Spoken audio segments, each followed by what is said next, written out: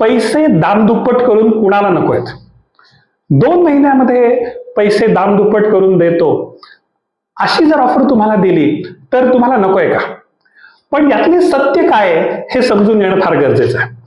जवळजवळ भारतातल्या प्रत्येक मोठ्या शहरामध्ये दर काही वर्षांनी अशी स्कीम घेऊन काही लोक येतात आणि त्याचा अंत नेहमीच ते लोक पळून जाण्यातच होतो. हजारो लोक आतापर्यंत यात फसले गेलेले आहेत. अशीच एक कथा घेऊन मी आज येतोय. ही जी गोष्ट आहे त्याच्यामध्ये लोक का गुंतवतात आणि त्या लोकांना का पळायला लागतं हे पण तुम्ही समजून घ्या.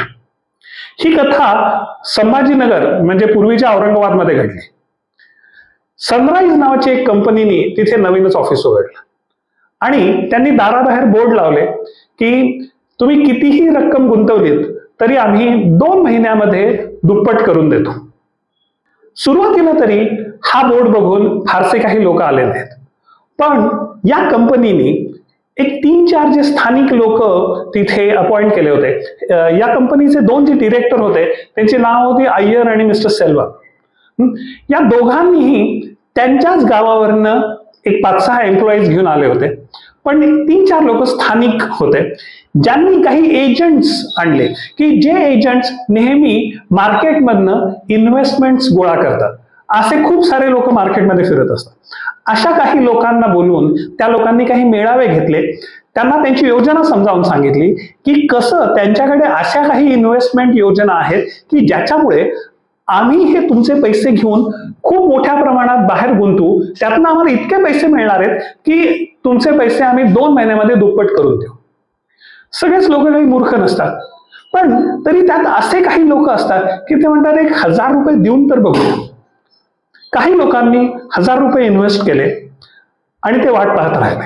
आता या कंपनीची पद्धत काय होती तर 1000 रुपये कॅश मध्ये द्यायचे आणि 2000 रुपयाचा चेक घेऊन जायचा ज्याच्यावर 2 महिने पुढची तारीख पडलेली असायची. 2 महिन्यानंतर त्या तारखेला तुम्ही या, तो चेक परत द्या आणि 2000 रुपये घेऊन जा. जेव्हा सुरुवातीच्या 5-10 लोकांचे पैसे दुप्पट होऊन परत आले, अजून काही लोकांची भीड चेपली, एक 25-50 लोक आले, त्यांनी पैसे लावले, त्यांचे पैसे दुप्पट झाले.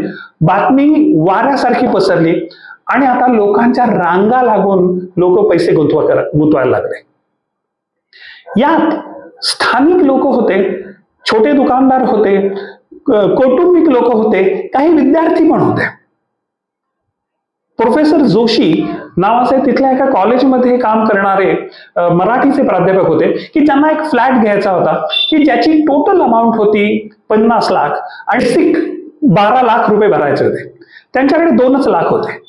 त्यांच्या डोक्यात आलं की जर मी वर्षभरामध्ये असे दुप्पट करत करत एक 12 लाख रुपये जर उभे केले तर माझं काम सोपं होतंय. पण ऑफकोर्स प्रोफेसर मनुष्य होता, लगेच विश्वास ठेवणारा नव्हता. त्यांनी एक 5000 रुपये भरले. 2 महिन्यानंतर 10,000 रुपये मिळाले. त्या 10,000 त्याने अजून 25,000 टाकले आणि 35,000 टाकले. 2 महिन्यानंतर त्याला 70,000 रुपये मिळाले. मग मात्र त्याचा धीर चेपला आणि त्यांनी टोटल 2 लाख रुपये इन्व्हेस्ट केले. 2 महिन्यानंतर त्याला 4 लाख रुपये मिळाले. तो म्हणला बस याच्यात आता अजून 2 लाख रुपये टाकू, 12 लाख मिळाले ना मग मात्र यातनं बाहेर पडू, कारण हा शेवटी नाही म्हटलं तरी जुगार आहे, याला काही आगापिछा नाहीये, आपण फार रिस्क नको घ्यायला, असं म्हणून त्यांनी 6 लाख रुपये टाकले होते. हे सगळं होता होता साधारण वर्ष झालं होतं. यामध्ये प्रदीप भालेराव नावाचा एक भाजीवाला पण होता. त्याला नेहमीच माल विकत घ्यायला पैसे कमी पडायचे, म्हणून त्यांनी जेव्हा त्याला हे कळलं त्याने 500 रुपये टाकले. 2 महिन्यानंतर 1000 रुपये मिळाले. मग त्यांनी त्यात अजून 4000 टाकले आणि टोटल 5000 इन्व्हेस्ट केले. त्याला त्याचे 10,000 मिळाले. आता मात्र त्यांनी त्याच्या मित्राकडनं 1 लाख रुपये उधार घेतले, 1 लाख रुपये इन्व्हेस्ट केले, 2 लाख मिळाले. मग तो म्हटला आता काहीतरी मोठी रक्कम गुंतवावी, आयुष्याची कायमची गरिबी दूर करावी. एक 20-25 लाख आले की कायम आपण भाजीपाला विकत घेऊन तो विकू शकू, स्वतःचं दुकान घेऊ. त्याप्रमाणे त्याने मित्राकडनं 8 लाख रुपये उसने घेतले आणि 10 लाख रुपये गुंतवले. रोहन गावित नावाचा एक धुळ्याचा विद्यार्थी जो औरंगाबादमध्ये केटरिंग कॉलेजमध्ये होता, त्याला नेहमी ही चिंता असायची की ही 4 वर्षांची 4 लाख रुपये फी आपले आईवडील कसे भरणार आहेत. पण जेव्हा त्याला ही योजना दिसली, तो म्हणला की थोडेफार पैसे उधार उसनवार घ्यावे, 4 लाखापर्यंत वाढवावे, फी भरून टाकावी 4 वर्षाची, मग आपण पण निवांत आणि आई वडिलांवर आपण काही ओझं राहणार नाही. त्यांनी त्याच्या एका मित्राकडनं आधी 2,000 रुपये घेतले, गुंतवले, त्याचे 4,000 त्याला परत मिळाले. मग त्याने अजून 6,000 त्यात टाकले, 10,000 रुपये त्यात इन्व्हेस्ट केले, 20,000 मिळाले. मग मात्र त्यांनी मोठा हिया केला. एका काकाकडे जाऊन त्यांनी 2 लाख रुपये घेतले आणि ते 2 लाख रुपये त्यामध्ये टाकले. विजय राणे नावाचे एक रिटायरमेंटला आलेले पोलीस ऑफिसर होते. त्यांना त्यांच्या मुलीच्या लग्नाची चिंता होती, कारण त्यांना माहिती होते आजकाल लग्न करायचं म्हणजे 15 ते 20 लाख रुपये लागतात. त्यांच्याकडे 2 लाख रुपये होते. त्यांना जेव्हा ही योजना कळली, असेच रक्कम वाढवत वाढवत आता त्यांचे पण जवळजवळ 5 लाख रुपये त्यात होते. आणि त्यांचाही प्लॅन होता की हे 10 लाख आले की सोनं कपडे वगैरे घेऊन सगळी तयारी करून ठेवावी, बाकीचे 10 लाखाचं नंतर बघता येईल. हे जरी इन्व्हेस्टरचं झालं असलं तरी कंपनी कुठे होते तुम्हाला सांगतो. ही कंपनी नेहमीच नंतर येणाऱ्या इन्व्हेस्टरचे पैसे नवीन इन्व्हेस्टर्सना जुन्या, हे आपल्याला कट करता येईल ना, ही कंपनी नेहमीच नंतर आत्ता येणाऱ्या इन्व्हेस्टरचे पैसे हे पूर्वी इन्व्हेस्ट केलेल्या लोकांना देत असते. असं करत करत करत यांचं चक्र मोठं होत जातं. त्याप्रमाणे त्यांचा पहिला वार्षिक वर्धापन दिन खूप जोरात साजरा झाला, कारण त्यांच्याकडे आता 7,000 इन्व्हेस्टर आणि जवळजवळ 38 कोटी रुपये जमा झाले होते. यामध्ये अनेक सरकारी अधिकारी, पोलीस, स्थानिक राजकीय कार्यकर्ते, भाजीवाले, गाडी चालक, छोटे हॉटेलवाले, अनेक नोकरी करणारे लोक, असे अनेक लोक सामील होते. पण हळूहळू समाजामध्ये ही कुणकुण चालू झाली की हे लोक पैसे परत कसे करतात, ह्यांचा असा कोणता धंदा आहे की ज्यामध्ये 2 महिन्यामध्ये दुप्पट करून ते तुम्हाला परत देत आहे. आणि याच्यावर प्रश्न विचारले जायला लागले. काही तज्ञ लोकांनी वर्तमानपत्रामध्ये लेख लिहायला सुरुवात केली की हा फ्रॉड आहे. पण मिस्टर अय्यर आणि मिस्टर सेल्वम यांनी कुठल्याही प्रश्नाला काहीही उत्तरं दिली नाहीत. ते गप्पच असायचे. ते फक्त लोकांकडनं पैसे घ्यायचे आणि त्यांचं एकच उत्तर जर कोणी प्रश्न विचारला तर असायचं, तुमचे पैसे तुम्हाला वेळच्या वेळी परत मिळत आहेत ना, मग तुम्ही तुमच्या मिळणाऱ्या पैशावर लक्ष ठेवा, आम्ही काय करतो याच्यावर लक्ष नका ठेवू. हळूहळू हा जो अस्वस्थतेचा फुगा होता तो वाढत गेला. अगदी विधानसभेत प्रश्न विचारले गेले नाहीत, पण तिथपर्यंत प्रश्न विचारले जावेत असे आमदारांपर्यंत त्याच्या रिक्वेस्ट गेल्या.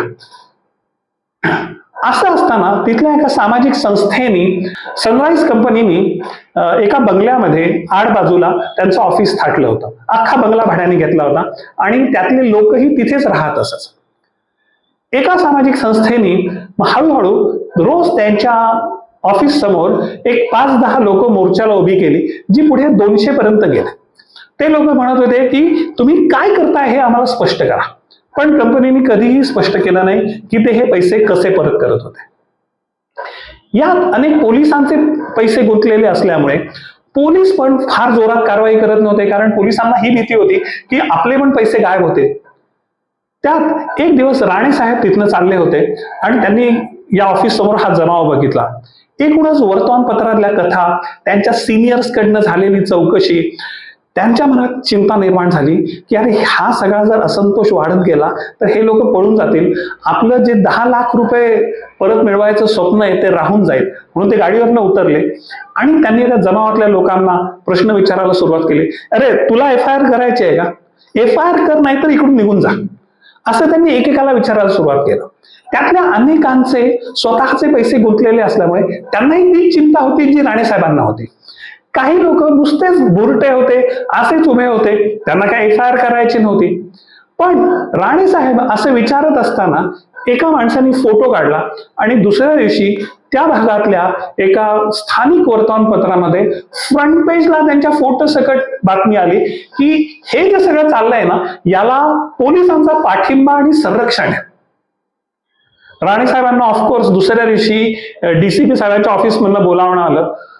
अतिशय चिंतेमध्ये ते तिथे गेले आणि ते डीसीपी साहेबांना सांगायला लागले की अहो साहेब, यात माझा काही हात नाहीये, मी यात काही केलेलं नाही, मी केवळ तिथे थांबून लोकांना विचारत होतो की FIR करायची असेल तर करा, आपण असे आंदोलन करत तिथे उभं राहू नका. डीसीपी साहेब हे जुने जाणकार ऑफिसर होते, त्यांना माणसं, गुन्हे आणि पोलीस ऑफिसर अगदी नीट माहिती होते. ते म्हणले, राणे साहेब, तुमचा याच्याशी संबंध नाहीये हे मला माहिती आहे, पण मला कमिशनर साहेबांकडनं निरोप आलाय की यांना सस्पेंड करा. त्यांना त्यांच्यावरनं मेसेज आलाय की यांना सस्पेंड करा, कारण सरकार या विषयात जबाबदारी स्वीकारायला तयार नाहीये आणि तुम्ही सरकारी अधिकारी आहात. आता तो फोटो सकट तुमच्याबद्दल लेख छापला गेलेला आहे, मी काही करू शकत नाही, पण मला माहिती आहे की तुम्ही यात सामील नाही आहात. मी असं करतो, तुमची आजच्या आज बदली करतो, तुम्ही बारामतीला जा, 1 वर्षानंतर तुम्हाला परत बोलवून घेतो. आता याच्यात वाद घालू नका, बॅग भरा आणि चालते व्हा. ह्याच्यापेक्षा जास्त मी तुमच्यासाठी काही करू शकणार नाही. राणेसाहेबही पोलीस खात्यामध्ये अनेक वर्ष होते, ते काय समजायचे ते समजले, घरी गेले, बॅग भरली, ते बारामतीला रवाना झाले. ती सायंकाळ सगळ्यांसाठीच खूप अस्वस्थतेची होती, कारण वर्तमानपत्रांनाही हा प्रश्न पडला होता. आपण हा प्रश्न निर्माण केलाय, पण याचं उत्तर काय, आपण काय सांगणार होतो त्या लोकांना. आणि एक पोलीस ऑफिसर सस्पेंड झाला किंवा त्याची बदली झाली म्हणून हा प्रश्न सुटत नाही, नेमका प्रश्न काय. दुसऱ्या दिवशी सकाळी 400 साधारण निदर्शक, काही पत्रकार जेव्हा त्या कंपनीच्या ऑफिस समोर आलं तेव्हा त्यांच्या लक्षात आलं की आज कंपनीचं ऑफिसच उघडलेलं नाही. ते 12 पर्यंत थांबले. कंपनीचे काही कर्मचारीही आले तिथे, पण कंपनीचं गेट उघडलं नाही, ना कंपनीचं कुलूप उघडलं गेलं दाराचं. मग त्यांनी हाका मारल्या, कारण काही लोक वरतीच राहत होते, पण कोणीच समोर आलं नाही. शेवटी दुपारी 2 वाजता पोलिसांना बोलवण्यात आलं आणि थोड्या वेळाने पोलिसांनी जबरदस्तीने ते दार तोडलं. आत गेले तर आत ऑफिस पूर्ण रिकामं होतं, कसलीही कागदपत्र नाहीत, कॉम्प्युटर्स नाहीत, म्हणून ते वरच्या मजल्यावर गेले जिथे मिस्टर अय्यर, मिस्टर सेल्वम आणि इतर काही कर्मचारी राहत होते, तिथेही कोणी नव्हतं. पण त्यांच्या असं लक्षात आलं चौकशीमध्ये की तो सगळा बंगला, त्यातल्या सगळ्या वस्तू या भाड्याने घेतल्या होत्या, त्याचं पुढच्या 3 महिन्यापर्यंत भाडं दिलेलं होतं, त्यामुळे त्यांना काही विचारायची सोय नव्हती. 2-3 दिवस जेव्हा या लोकांचा काहीही पत्ता लागला नाही, तेव्हा पोलीस तर समजूनच गेले होते की हे लोक पैसे घेऊन पळून गेलेले आहेत.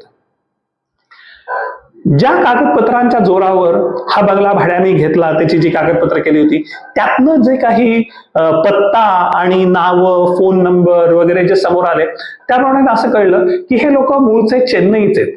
त्यामुळे पोलीसच याच्यात फिर्यादीही असल्यामुळे त्यांनी ताबडतोब चक्र फिरवली आणि चेन्नई पोलिसांना कळवलं. साधारण 1 दिवसामध्ये तिकडून रिपोर्ट आला की अशा नावाचं इथं कोणीही नाहीये, तुम्ही सांगितलेला पत्ताच नाहीये आणि त्याच्यात तिथे कोणी राहतही नाही त्या गल्लीमध्ये.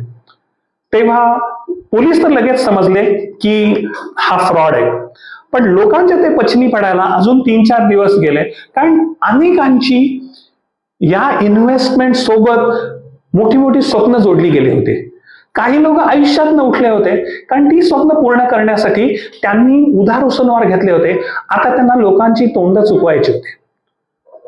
अनेक पोलिसांवर आणि त्यांच्या कामावर, ते तिथे का गेले याच्यावर प्रश्न उभे राहिले. त्यामुळं बहुतेक सगळे सरकारी कर्मचारी, पोलीस यांनी आपण यात काही गुंतवलेच नव्हते असेच डिक्लेअर केलं. तरीही किमान 5-6 पोलिसांच्या बदल्या झाल्या, काही सरकारी कर्मचाऱ्यांच्या बदल्या झाल्या, वर्तमानपत्रात अनेक तज्ञांचे लेख आले. हे सगळं तुम्ही कदाचित ऐकलं असेल, पण इन्व्हेस्टमेंटच्या जगातला एक मोठा आणि कधीही खोटा न ठरणारा एक नियम मी तुम्हाला सांगतो, जो माझ्या प्रोफेसरने मला सांगितला. तो म्हणजे मार्केट रेट पेक्षा जास्त परतावा म्हणजे इंटरेस्ट ऑफर करणारी कंपनी, योजना, याच्यामध्ये तुमचं मूळ मुद्दलच गायब होण्याचे चान्सेस असतात. इथे तर 2 महिन्यामध्ये दुप्पट. अशा योजनेमध्ये मूळ मुद्दल गायब होणं हे अगदी नैसर्गिक आहे.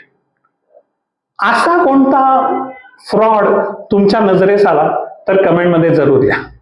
धन्यवाद. वेगवेगळ्या भागात आणि वेगवेगळ्या क्षेत्रात होणाऱ्या फ्रॉडचं स्टोरी रूपाने, कथा रूपाने सांगण्यासाठी हा चॅनल मी सुरू केलेला आहे. अजूनही सबस्क्राईब केला नसेल तर तुम्ही कृपया सबस्क्राईब करा आणि या व्हिडिओला लाईक करा. धन्यवाद.